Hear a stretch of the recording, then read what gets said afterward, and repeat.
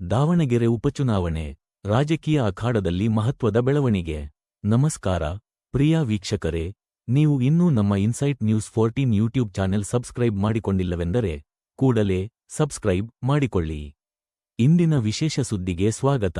ನಾವು ಮಾಡಿದ್ದ ಸುದ್ದಿಗಳನ್ನು ನೋಡಿ ಕೆಲ ಮಾಧ್ಯಮಗಳು ನಮ್ಮ ಸುದ್ದಿಯ ವಿರುದ್ಧ ಸುದ್ದಿ ಮಾಡಿದ್ದರು.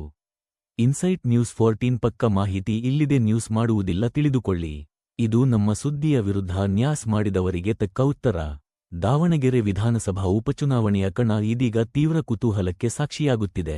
ಮತದಾನಕ್ಕೆ ದಿನಗಣನೆ ಆರಂಭವಾಗಿರುವ ಬೆನ್ನಲ್ಲೇ ರಾಜಕೀಯ ಪಕ್ಷಗಳ ನಡುವೆ ಹೊಂದಾಣಿಕೆಯ ಪರ್ವ ಶುರುವಾಗಿದೆ.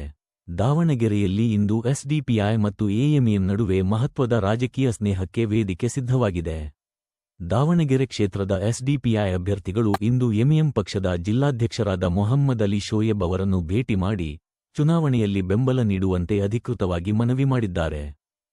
ರಾಜ್ಯದ ಪ್ರಸ್ತುತ ರಾಜಕೀಯ ಸ್ಥಿತಿಗತಿ ಹಾಗೂ ಅಲ್ಪಸಂಖ್ಯಾತರ ಹಕ್ಕುಗಳ ರಕ್ಷಣೆಯ ಬಗ್ಗೆ ಉಭಯ ನಾಯಕರು ಸುದೀರ್ಘ ಚರ್ಚೆ ನಡೆಸಿದ್ದಾರೆ. ದಾವಣಗೆರೆ ಜಿಲ್ಲೆಯ ಸಮಗ್ರ ಅಭಿವೃದ್ಧಿ ಮತ್ತು ಸಾಮಾಜಿಕ ನ್ಯಾಯದ ವಿಚಾರದಲ್ಲಿ ಒಮ್ಮತ ಮೂಡಿದೆ.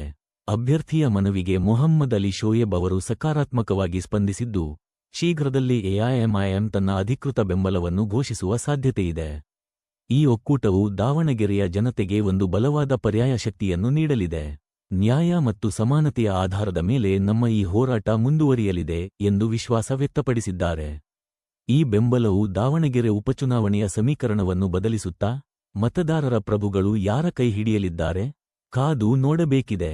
ಮುಂದಿನ ಅಪ್ಡೇಟ್ಗಾಗಿ ನೋಡ್ತಾ ಇರಿ ಇನ್ಸೈಟ್ ನ್ಯೂಸ್ 14.